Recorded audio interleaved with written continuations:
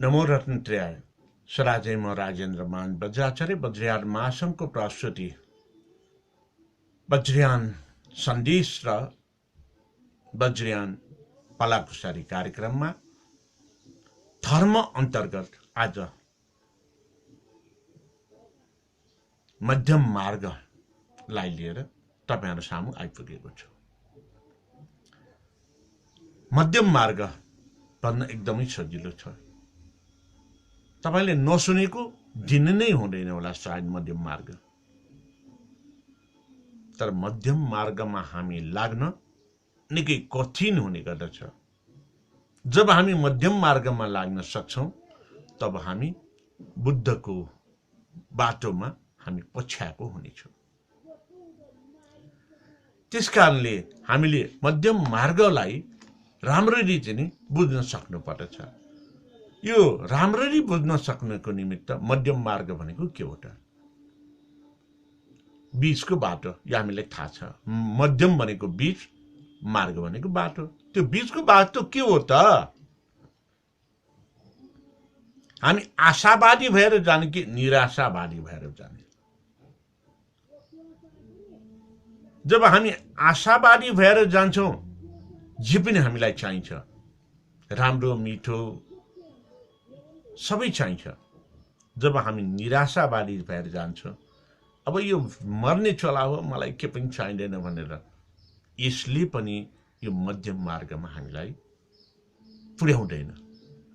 त्यसकारणले जब शाक्यमुनि सिद्धार्थ गौतम राजकुमारको अवस्थामा हुनुहुन्थ्यो, उहाँलाई सुख शैल सबै थियो, तर घुम्न गएको बेलामा मरेको मान्छे, वृद्ध मान्छे, रोगी मान्छे र जोगी देखेपछि मनमा कौतूहलता जाग्यो, सत्यता पत्ता लगाउनतिर जाग्यो। त्यो बेला दरबार छोड्नु भयो।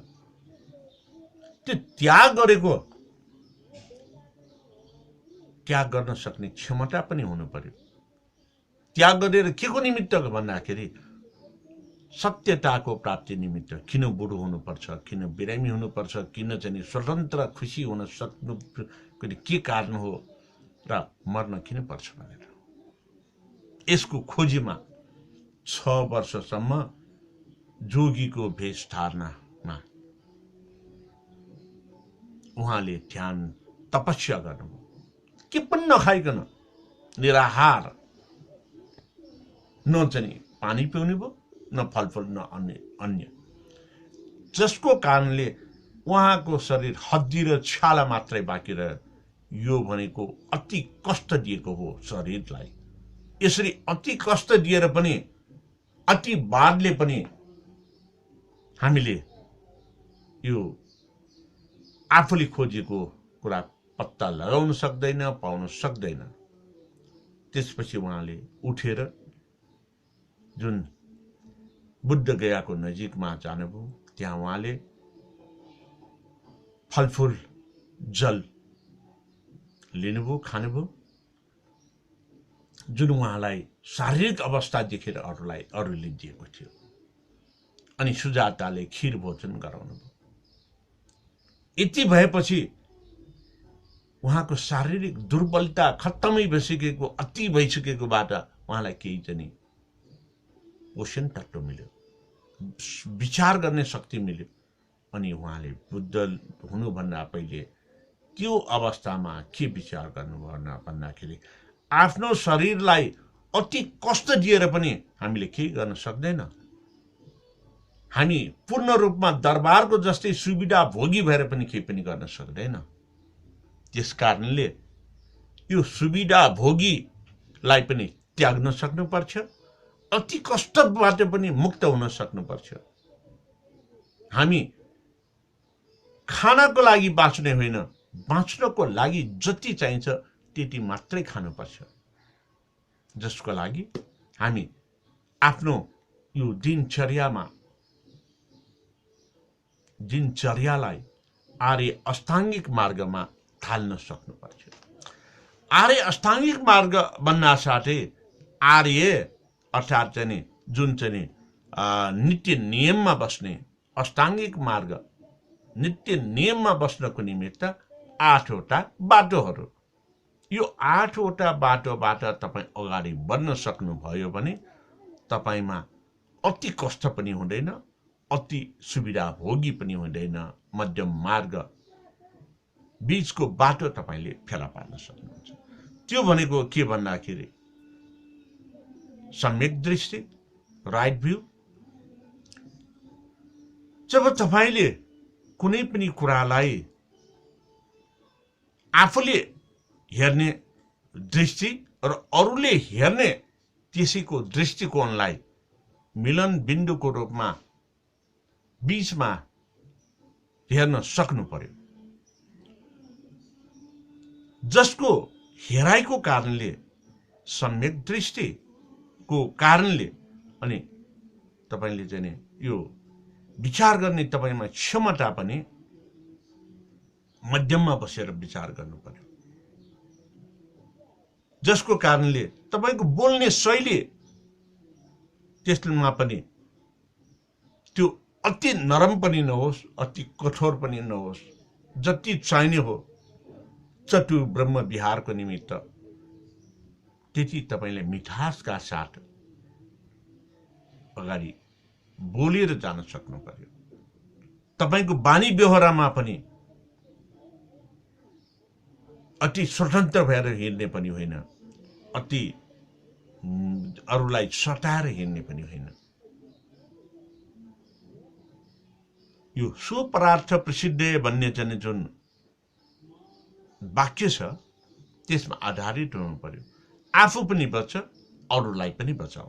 बच र बचाउको सिद्धान्तमा तपाईको बानी बेहोरा हुन सक्यो भने अनि तपाईले के गर्न सक्नुहुन्छ भन्दाखेरि यो बीचको बाटो मध्यम मार्गलाई अपनाउन सक्नुहुनेछ।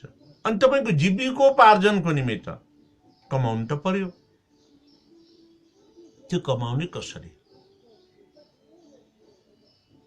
जुन अहिले यो 21औं शताब्दीमा कमिसन र घुसखोरीमा चाहिँ कमाइरहेछ। कमाउनु त कमाएको हो, अनि कसैले चोरी चकारी ठगेर कमाइरहेछ, त्यो पनि कमाएकै हो। यसरी कमाउँदाखेरि जुन चाहिँ अनियमितता भयो, अरूको निमित्त पीडा हुने गर्दछ, यसरी कमाएको कमाई त्यो वास्तविक कमाई होइन, त्यो लुटेर कमाएको जनि कमाई हुने गर्दछ। त्यसले पनि तपाईको यो मध्यम मार्गमा जानको निमित्त काम गर्दैन। तपाईले यसरी कमाउनु पर्यो कि जुन कमाएकोबाट त्यो कमाउने कार्य गर्दाखेरि अरूलाई कुनै हानि नोक्सानी नहोस्, तपाईँ आफूलाई पनि फाइदा होस्, अरूलाई पनि फाइदा होस्। कमसे कम अरूलाई फाइदा तपाईले कमाउँदाखेरि दिन नसकेको खण्डमा अरूलाई त्यो नोक्सान पार्ने काम पनि नगर्नुहोस्।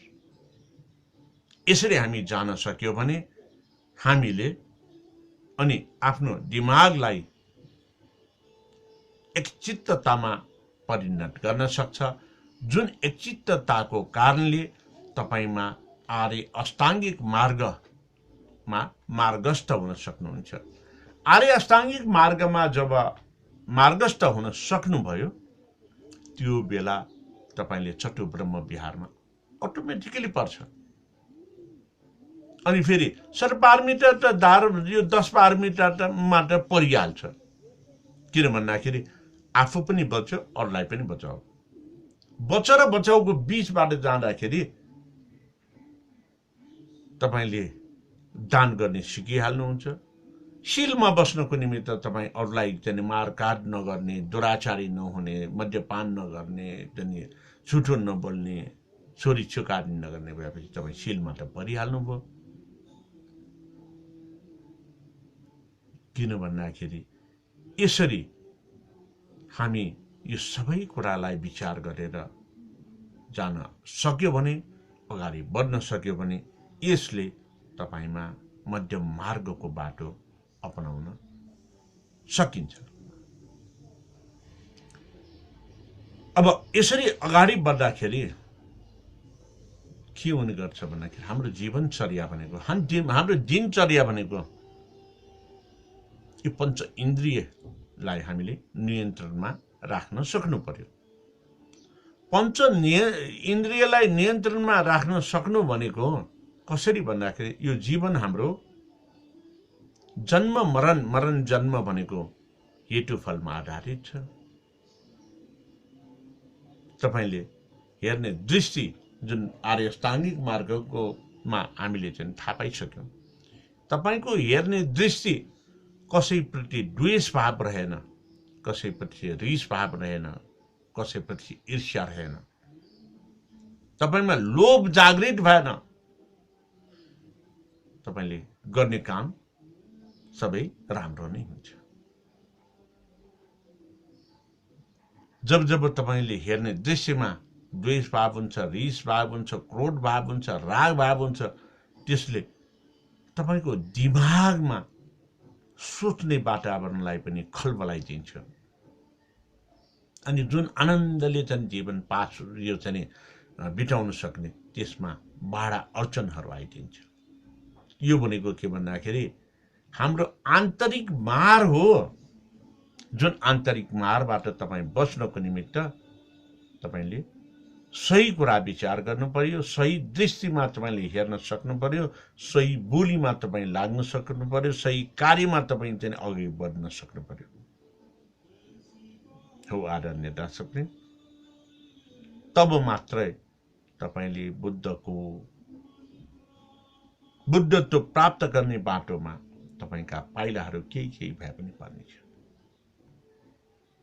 यो भनेको अहिले हाम्रो यो 21औं शताब्दीमा नेपालमा पनि बाहिरबाट भित्रिएको जुन पार्टी सिस्टम छ, एउटा त्यो उदाहरण मात्रै लिए पनि पुग्छ। हामीले हाम्रो लपेश भोज लप्टे भए पलिउती कसेर बस्ने गर्छौं, जसबाट हामी त्यो चाहिँ वज्रासनमा हुने गर्दछ। हाम्रो शरीर मानिस नै मात्र त्यो व्यक्ति हो जो हाम्रो मेरुदण्डलाई सिधा पारेर बस्न सक्छ। जुन मेरुदण्ड सिधा पारेर बस्न सक्ने कारणले हामीमा यो सबै रक्त सञ्चारले गरेर हामी सोच्न सक्छौं, बुझ्न सक्छौं अनि मध्यम मार्गमा लाग्न सक्छौं। अब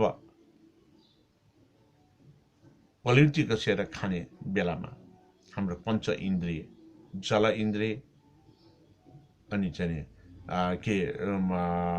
यो चाहिँ अग्नि तत्व, जल तत्व, वायु तत्व, आकाश तत्व, पृथ्वी तत्व, यो 5 तत्व यही हो हाम्रो शरीर। यी 5 तत्वले हामीले यसरी खान थाल्यो भने हाम्रो शरीरमा पञ्च तत्वको मिलन फेरि भएर हाम्रो शरीरलाई स्वच्छ हुने गर्ने गर्दछ।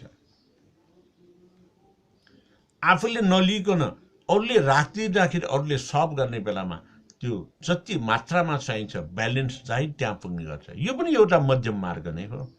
तर अहिले बफे डिनरमा तपाईँ आफै लिनुहुन्छ अनि शरीरलाई जुन आवश्यक छ त्यो लिनुहुन्न, शरीरलाई जुन आवश्यक छैन तर मिठो स्वादको हिसाबले तपाईले धेरै लिनुभयो भने यो पनि मध्यम मार्गबाट हामी धेरै टाढा पुग्यौं। जसको कारणले हामी त्यहाँ त के देखा पर्यो भन्दाखेरि खानको लागि बाँच्ने जस्तो भयो। बाँच्नको लागि हाम्रो पोषण तत्व ब्यालेन्स डाइटको निमित्त हामीले खानुपर्ने, बाँच्नको लागि खानुपर्ने, तर हामीले मिठो मिठो मनपर्ने मात्रै खान थालेपछि त्यो हामी खानको लागि बाँचेको जस्तो भयो। हामी लोभमा फस्यौं, लाभमा फस्यौं। त्यसकारण त्यो लोभ लाभबाट अलग हुनको निमित्त सबैभन्दा महत्त्वपूर्ण हुने गर्दछ। र जसको लागि हामीले चाहिँ सोच्यौं कि अब कुनै पनि कुरा हामीले चाहिँ सोच्यौं खाली भनेर चाहिँ सोच्यौं भने सन्यासी चाहिँ अथवा चाहिँ त्यो निराशावादीतिर हामी लाग्छौं। त्यो पनि एउटा गलत नै हो। हामीले चाहियो भनेर सोच्यौं भने त्यो पनि गलत नै हो। त्यो जीविकाको उपार्जनको लागि सही सदुपयोग हुने मात्रामा हामीले चाहिन्छ। जस्तो कि अघि खानाको उदाहरण दिए। यो भनेको चाहिँ अर्को चाहिँ के भन्दाखेरि शून्यताको कुरा पनि आउँछ। जुन चाहिँ मैले पहिला पनि व्याख्या गरेको थिएँ। एउटा कागजमा केही लेखेपछि पर्चा र शेयर बन्छ। त्यसैलाई कम्पाइल गरेर हामीले बाइन्डिङ गरेपछि त्यो किताब वा पत्रिका बन्छ, बालेपछि त्यो के पनि हुँदैन। छ र छैनको बीचमा हामी जब जानकारी पाउन सकिन्छ, यो नै शून्यता हो। यो शून्यता ज्ञानबाट अगाडि बढ्न सक्यो भने नि हामी चाहिँ बुद्धको मिडिल पार्ट अर्थात् चाहिँ मध्यम मार्गमा लाग्न सक्छौँ। अब यसको लागि के भन्दाखेरि तपाईँ चाहिँ घमण्डी पनि हुनु भएन, तर चाहिँ पूर्ण रूपमा त्यागी पनि हुनु भएन। पूर्ण रूपमा त्यागेपछि तपाईलाई आवश्यक चाहिँ बाँच्नको निमित्त आवश्यक कुराहरू पनि त्यहाँ छुट्छ। अनि घमण्डी भएर बाद चाहिँ पुरै चाहिँ तपाईँको इच्छा शक्ति चाहिँ बढाएर अगाडि गयो भने आवश्यक भन्दा चाहिँ बढी अर्थात् बाँच्नको लागि लिने होइन कि लिनको लागि बाँचे जस्तो हुने भयो। यसले पनि यो चाहिँ यस्तो सोच्नु दुवै पनि गलत नै हुने गर्दछ। त्यस कारणले जब हामी सत्यताको मार्गमा जान्छौँ, यो सत्यताको मार्गमा जानको निमित्त हामीले जति चाहिन्छ त्यति मात्रै लिने गर्नुपर्छ। त्याग भन्ने भावना पनि हामीले सही मात्रामा गर्नुपर्छ। जस्तो कि दानै मात्रै दिएर जाने हो भने, नकमाउने हो भने कहाँबाट लिएर के दान गर्ने? जब हामीले लिएर हामीले खान पनि पाउँदैन जाने भने त्यो बेला सोच्ने क्षमता पनि हामी क्षीण भएको हुन्छ। अब तपाईँ सोच्न मात्रै सक्ने गरेर तपाईँले चाहिँ खान पिउनु भयो भने पनि तपाईँले केही नभए पनि यसरी बोलेर धर्म दान गर्न सक्नुहुन्छ।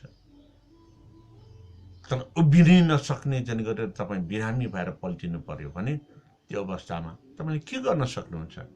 त्यस कारणले हामीले यो मिडल पार्ट मध्यम मार्गलाई अपनाउन सकेको खण्डमा हामी बुद्धको बाटोमा लाग्न सक्छौँ भन्दै आजको यस वज्रयान सन्देश र वज्रयान वालाको सारी कार्यक्रमलाई यही अन्त गर्न चाहन्छु। भवतु सर्वमङ्गलम्।